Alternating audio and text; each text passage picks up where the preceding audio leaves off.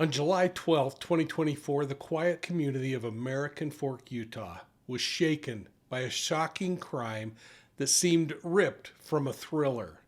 In what appeared to be a meticulously planned murder, Kathryn Restelli, her brother Kevin Ellis, and their mother Tracy Grist are now accused of conspiring to end the life of Kathryn, now going by Kate's, husband, Matt Restelli. How and why did this happen? Let's look inside the family secrets.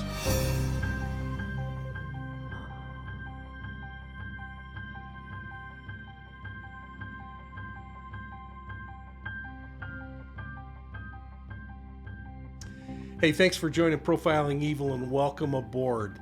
Please take a minute, hit that like and subscribe button so that you get more of our videos on things like this. And please, give us a thumbs up.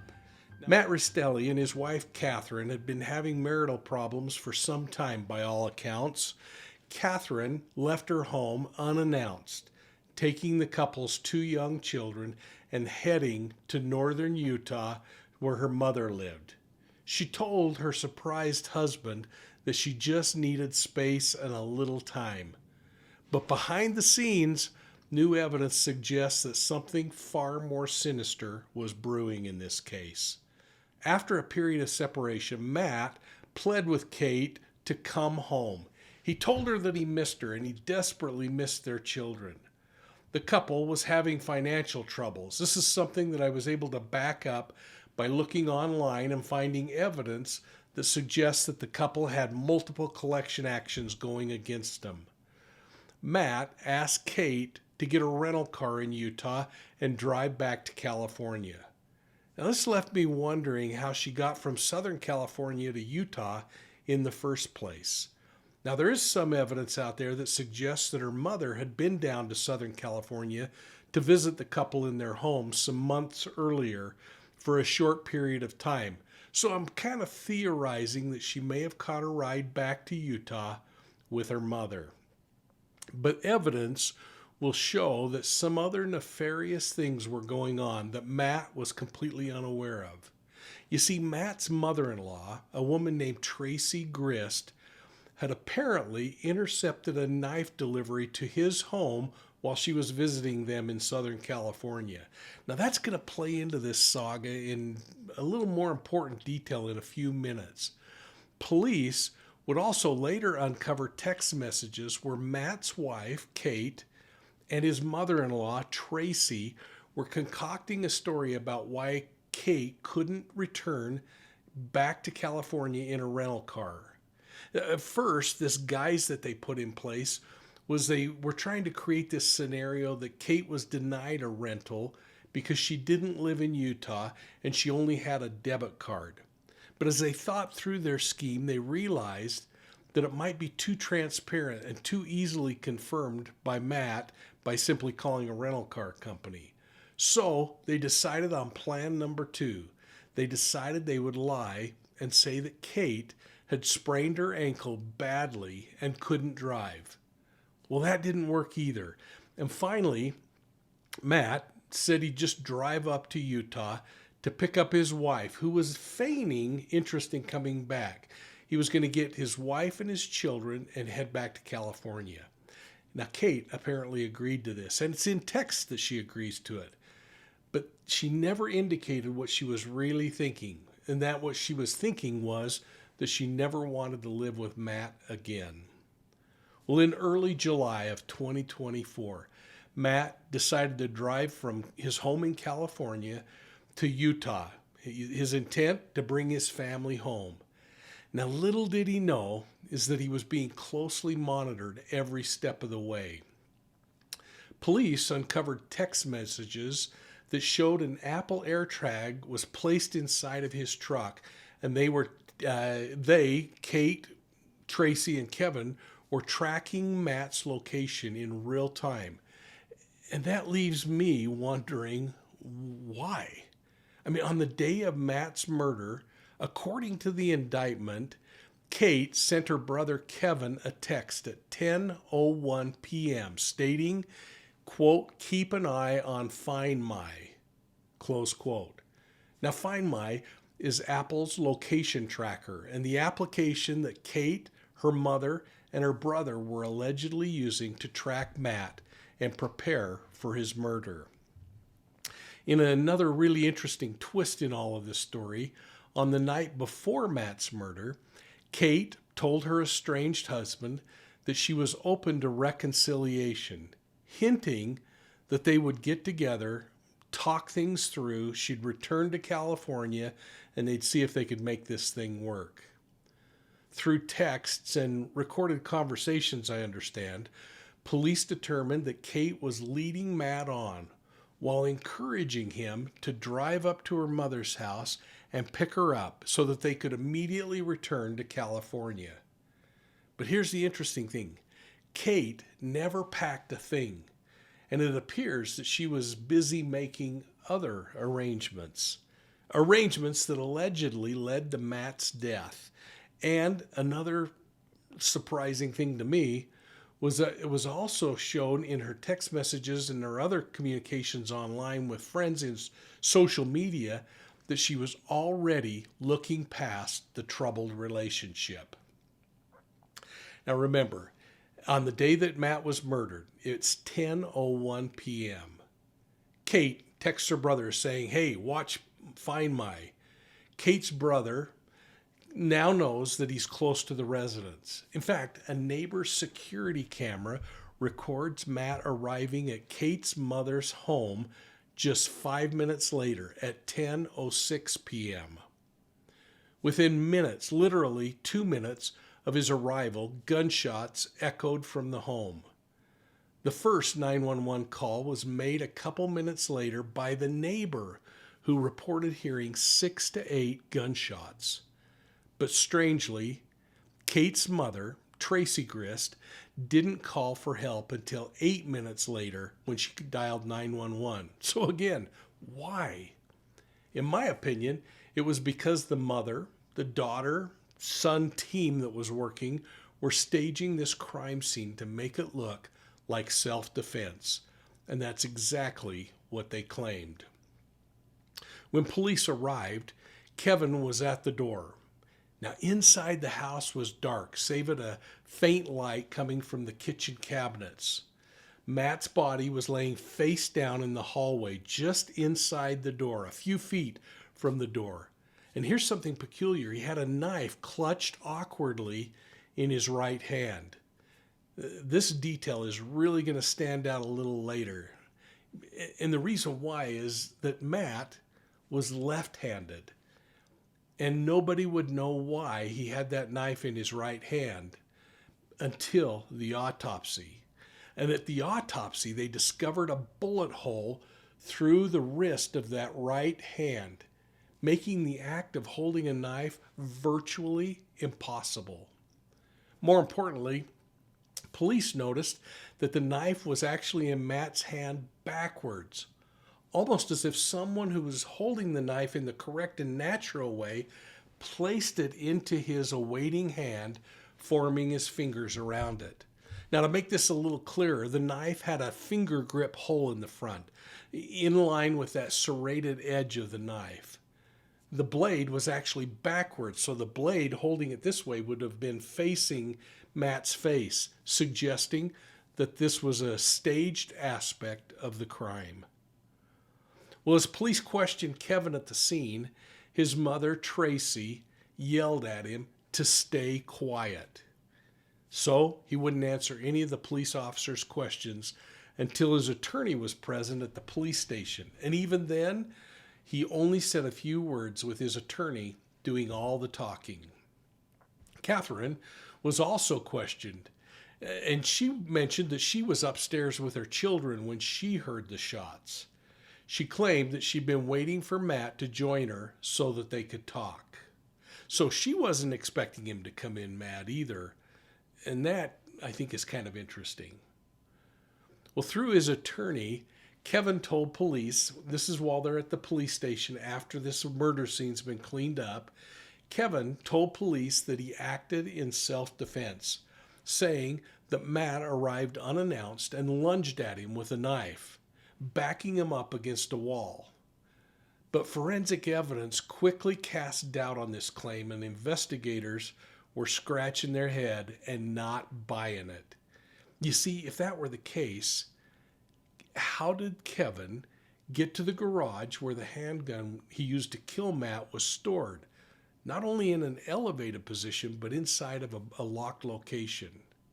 And then return to the front door and instantly be surprised by Matt, who entered the room, according to them, unannounced. It absolutely makes no sense. More importantly, if Matt was entering the residence in anger, intent on hurting people inside that home, then why on earth did this guy remove his sandals at the door? I mean, does that sound like a man filled with rage? Certainly it could be a habitual kind of thing, but if you're going in with a knife and you're angry, I doubt you're going to take your shoes off. Now, the forensic evidence from the bullet casings also cast doubt on Kevin's story. Bullet casings were found near the front door and in the living room. There were bullet holes near the walls, indicating that Kevin was in the living room when he shot Matt, who was still near the entryway of the home. Matt was struck multiple times, including 3 shots to the back. During the investigation, officers discovered that Matt's mother-in-law, Tracy, had a disturbing trail of digital evidence that included searches for Utah gun laws, ways to establish residency in the state of Utah, even specific cases involving in-law type murders, like the Donna Adelson murder trial that's ongoing in the death of Dan Markell. You'll remember that. Her son's already been convicted of it. This is an example of the things that Tracy Grist was searching for on her phone before Matt's murder. And I'm going to give you just a second to read through those as I scroll down through those.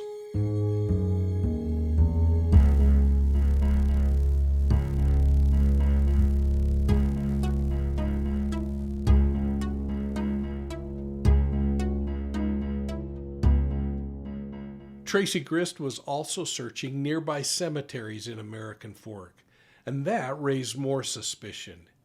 In one text dated June 6th from Tracy to another daughter, not Kate, Tracy texted, quote, "Matt made it, so I want to kill him," close quote. Well, it was becoming more evident that at least this trio had been planning something for a very long time, and what they were planning was violent. On the day of the murder, Kate started coordinating Matt's visit right down to the minute. In fact, in one message, she reminded Matt to come inside and help her pack. Now, earlier that day, Tracy sent a message that seemed to signal the finality of their plans, saying, quote, "It's happening," close quote. Well, perhaps the most chilling detail came after the murder, in my opinion. A friend of Kate's contacted police and reported that just days after Matt's death, Kate confided in the friend that she never intended on returning to California to be with her husband. In fact, after the murder, she was already searching the internet for advice on dating, even advice on how to remove hickeys. Now, to give some context, her Facebook page suggests that Kate worked as a Cancer Foundation employee. She was a homemaker also. What is clear is she didn't have any post-high school education, so no undergraduate degrees. And so I don't know what she was doing at that Cancer Foundation, but probably clerical work. She lived in California her entire life and married Matt 8 years earlier in 2016. I found it interesting as I searched through her Facebook page, taking into account that things may have been removed by now. There are no photographs of Kate and Kevin. No photographs of Kevin. There are photographs of Kate alone. And there's a Facebook cover page that might have Kevin's legs in it, but I don't know. And it'd be really interesting to know who that is, because it might tell where her affections were rolling as time went on. Now, what began as a marital dispute between the couple is now spiraled into a twisted scheme that shocked friends, family, and the entire community. As investigators piece this case together, the web of texts, search histories, and digital tracking are all pointing toward this tragic ending for Matt Restelli. It appears to have been coldly premeditated, with those closest to him orchestrating his last moments of life. Now, this crime isn't much different in reality than other alleged and now proven murder cases. Think about the ongoing case of Corey Richens, who's accused of murdering her husband. You can catch that video that I did on that case by visiting my content page on Profiling Evil. And sadly, there are many other cases that are going on that ring so similarly to this that it's spooky. You know, people often view murder as a solution of some weird way to overwhelming personal problems they're feeling, because they might feel trapped, desperate. They might be consumed by intense emotions that are clouding their judgment. In situations involving divorce, custody battle, and financial challenges, emotions can run incredibly high, especially when people feel their lives are spiraling out of control, or when their ego or reputation is being threatened. The police department that investigated this murder suggested that the length of time it was going to take Kate to get a divorce was the motivation for murder. In one case, she said it was going to be expensive, according to a lawyer. Well, I have a little different take on this thing, and it revolves around the children. If Kate wanted to leave California and take the kids and live in her mother's home in Utah, for instance, it would have created a custody battle nightmare for her. Divorce, in and of itself, is expensive, and the couple was apparently in debt, but there's no indication that Matt wanted to live anywhere but California. I think the primary motivation for this murder was the custody of the children, and it provided a way for Kate to have kind of a fresh start, something that she apparently didn't waste any time in attempting to gain. You see, a day after her husband was murdered, Kate was going out on a date with another man. That said, here are a few key reasons why some people might turn to homicide rather than go through a long-winded divorce. And I'm not recommending it in any way. I hope that sharing this doesn't minimize the horrible nature of this family's alleged choice to choose homicide over divorce. I'm going to explore a couple of reasons that I've learned over time by mental health and criminology professors to explain why some people may choose this course of action. But first, I want to take a minute and invite you to go over to my website at profilingevil.com and check out my books, Deceived, an investigative memoir of the Zion Society cult, and She Knew No Fear. These books would make a great gift for anybody on your list, or yourself if you haven't read them. Now, if you purchase them through my website, I'll personalize the copy for you, and keep in mind, proceeds from the purchase of Deceived are going toward building a children's advocacy center. That's a place where children who are victims of crime receive medical and forensic mental health counseling as they prepare for the court system. And by the way, if you buy the book, I'm going to ship it anywhere in the United States for free. If you're outside the U.S., just go to Amazon and pick up the book. But now, let's get back to why some people choose homicide rather than walk away from a failing marriage. And the first reason is intense emotion and desperation. The fear of losing status, love, or access to their children can amplify the emotional pain and feelings of desperation that people have. For some, this creates a form of tunnel vision, where the murder appears as a way to regain control and avoid painful consequences. Number 2, fear of financial loss or ruin. In cases of divorce, financial ruin is a common fear, especially if one partner anticipates losing assets, income, or lifestyle. And remember, this couple was struggling. The potential for a massive financial burden can push people to irrational thoughts, leaving them to see murder as a way to bypass these anxieties. Now, I don't know if there were life insurance policies in place for Matthew, but again, we have to consider those kinds of things. And I don't even know if there's been an attempt by Kate or family members to set up a GoFundMe. It seems to me that I thought that Kate had done that early on, but maybe it's been taken down now that she's been charged for murder. Number 3, custody and control. When children are involved, custody battles can be emotionally devastating.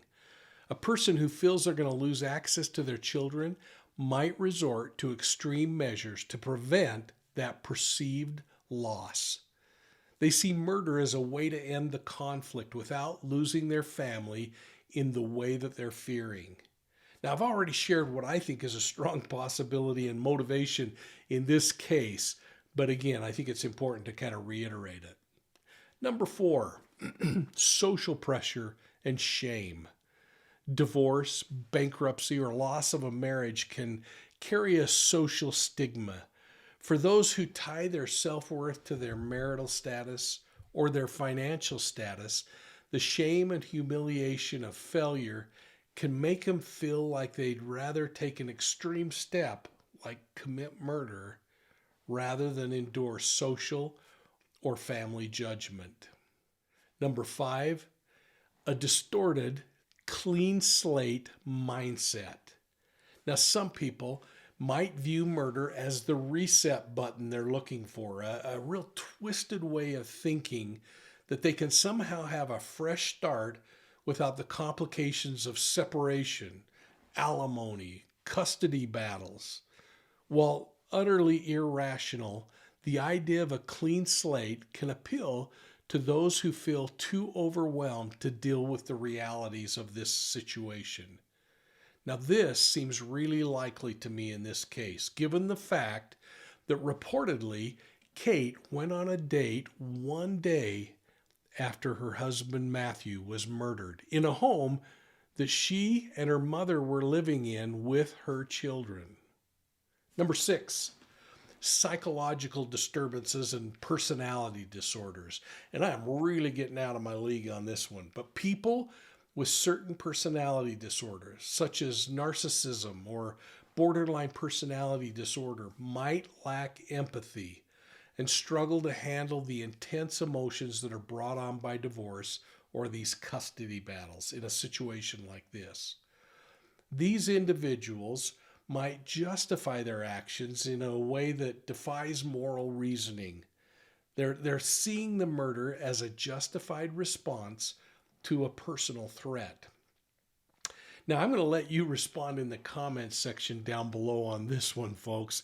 There seems to be plenty of behaviors going around by everyone in this trio who's been indicted. Number 7, lack of problem-solving skills and support. Now, without healthy coping mechanisms or strong support networks, people might feel like they're lacking the options to make good decisions. Therapy, for example, could offer solutions, but not everybody has access to or believes in such help. And keep in mind, they were struggling financially. So again, there are a lot of things playing into decisions that are going on in this particular case. Now, while this type of thinking is deeply flawed, it's sadly not uncommon, especially when heightened emotions, financial worries, fear of loss, all of these things are piling in on you. In reality, though, murder leaves behind a trail of pain, legal consequences, and trauma that is far greater than the problems it might appear to solve. I mean, think of these 2 little children right now. They've lost their father, their mother, their grandmother, an uncle, all over the selfishness of one. The bottom line in this case, in my opinion, is found in the facts. And those facts seem to support that Matthew Restelli traveled from California to Utah with the intent to pick up his wife Kate and their 2 children and take them back to their home in Southern California, where they'd work on their troubled marriage. According to text messages from Kate and Matt's phones, the couple coordinated his arrival at around 10 p.m. at his mother-in-law's home. Now remember, her name is Tracy Grist. There was no indication that anyone was angry, and no indication by Kate that she wasn't planning on returning with Matt. In fact, she indicated she was ready to do so, even though she hadn't packed a thing. Here's another fact. On July 12th, 2024, at 10:06 p.m., Matthew arrived at Tracy's home in American Fork, Utah. Now, his arrival was captured on closed-circuit TV on the neighbor's security camera. At 10:07, a minute, I've heard reports of 2 minutes later, the neighbor heard 6 to 8 gunshots coming from Tracy's home. The neighbor waited for a few moments and then called 911 at 10:09 p.m. Now, the neighbor waited for a few minutes, processing what had just happened, wondering if they really heard gunshots. Now, by some reports, the neighbor actually called Tracy's home first, and when there wasn't an answer, called police. Now, here's another fact that's really interesting. It would take another 8 minutes before Tracy made a 911 call reporting the shooting of Matthew. Now, think about that. Would you wait 8 minutes? Police arrived 2 minutes later and entered the darkened home where they confronted Kevin Ellis, who admitted to shooting Matthew. Now, it's a fact that police found Matt's sandals placed neatly inside the front door of the residence, suggesting to me that he entered calmly and respectfully. What I'm really saying here is that Matt removed his shoes before walking into the carpeted area of that front room where Kevin started shooting. It makes you really question Kevin's story about Matt being in a fit of rage, brandishing a knife, and backing him into a wall.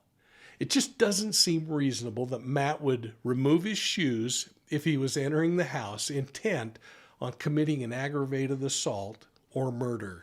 In fact, Matt's body was lying, according to police, just a few feet from the door, face down in a pool of blood. He was gripping that tactical knife in his right hand. The weird thing again, folks, is that Matt is left-handed. In an even stranger twist, the knife appeared to be placed in his hand after death, evidenced by the positioning and the way it was facing.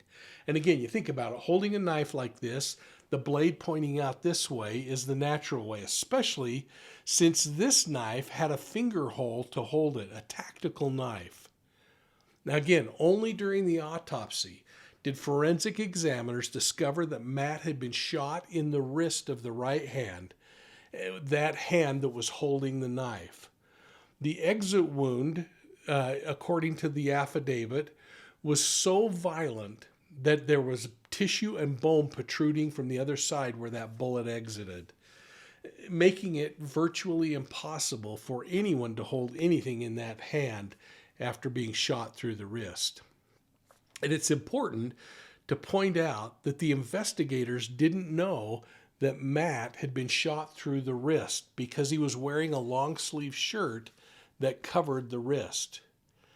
Now, it's possible, if not probable in my opinion, that somebody attempting to stage the murder scene would miss that too and place it in the right hand. Again, missing the fact because of disorganization that Matt was left-handed.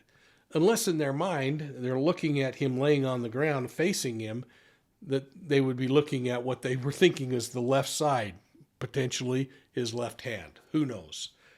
Well, as investigators cleared the residence, they found Kate and her children and Kate's mother, Tracy.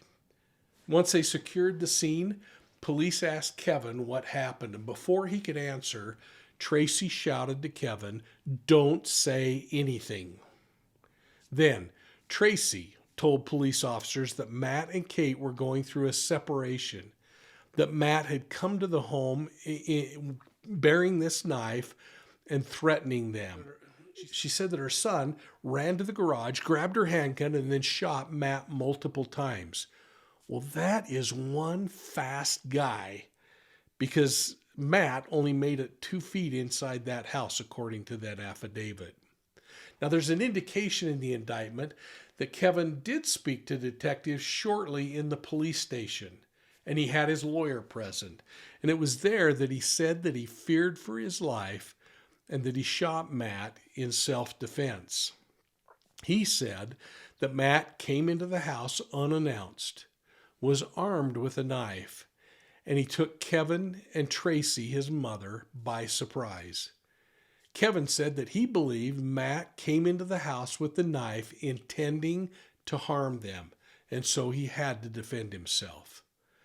Well, after nearly 3 months of investigation that included forensic examination of cell phone records, other records, AirTag information, phone messages, text messages, and of course all of the physical and biological forensic evidence, prosecutors charged 34-year-old Kevin Stanley Ellis, his sister, Matt's wife, 36-year-old Kathryn Kate Restelli, and 59-year-old mother, Tracy Marie Grist, with first-degree murder with a domestic violence enhancement. They also charged him with conspiracy to commit murder with a domestic violence enhancement. They charged him with obstruction of justice in a criminal investigation. They charged him with commission of domestic violence in the presence of a child. And then they charged Kevin additionally with, purchase, transfer, possession, or use of a firearm by a restricted person. And if you look at his criminal record, he's had some problems. And finally, they charged him with possession of a controlled substance because they found cocaine on a rolled up dollar bill in his room. I believe it was. There hasn't been much media on this thing, but I want to capture this news clip from local news. The most shocking murder case in American Fork anyone can recall. That's what a veteran officer is saying about some new developments in the case that now has the victim's wife and mother-in-law behind bars. News specialist Dan Rascone is covering this story for us. He joins us now live. All right, Dan, how are the wife and mother-in-law allegedly involved? According to police, the two helped lure 42-year-old Matthew Restelli here to this gated community where he was shot and killed. Now, they say this was a planned killing. They purposely brought him here in order to be able to do that, and they say he was just an innocent father thinking he was coming to pick up his family. Now, the murder of Restelli happened here inside this American Fork home. Police say it was just after 10 o'clock, the night of July 12th, when Restelli walked through the front door and was shot 8 times, allegedly by his brother-in-law. His brother-in-law claimed self-defense, but according to police, evidence at the crime scene showed otherwise. Police say they then started to gather cell phone records and other information, including an AirTag that was placed in Restelli's truck in order to track him from California to Utah. The brother-in-law, 33-year-old Kevin Ellis, was arrested back in July. Well, last night, Restelli's wife, 36-year-old Kathryn Restelli, and his mother-in-law, 59-year-old Tracy Grist, were arrested. Things have started not adding up, and the more our investigators looked into it, the more we were able to show and come up with enough probable cause that Kathryn and Tracy had conspired to lure Matthew here to Utah in order to kill him. Investigators say Restelli and his wife and 2 children live in California, and the two were having marital problems, so his wife came to Utah to stay with her mom. They say he thought he was coming to pick up his family to return home. Police say the 2 children were inside the home at the time of the killing. According to police, the motive here behind this was that the wife wanted a divorce and it was going to take too long. So this is what happened. They say that's what police are saying. Both of them are now behind bars at the Utah County Jail. Ashley, back to you. All right, Dan, thanks for joining us in this discussion, folks. It's a critical and tragic issue of domestic violence homicide. You can learn more about domestic violence homicide by going back and watching some of my other videos, especially the one with Dr. Jane Monckton Smith. These cases are heartbreaking, and they remind us of the urgent need for awareness, prevention, and support for anyone who might be at risk. You know, at Profiling Evil, we're dedicated to shedding light on these difficult topics and advocating for change through education and understanding.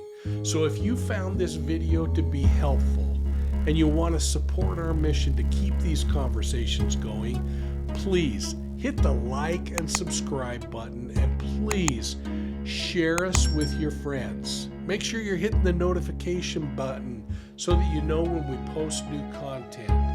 And if you're interested, consider donating to Profiling Evil. You can do so by the QR code on the screen or following the link below. And make sure you check out Profiling Evil's books. Together, we can make a difference and help those in need. Thanks for being part of the true crime community. Stay safe, and we'll see you soon at the next crime scene.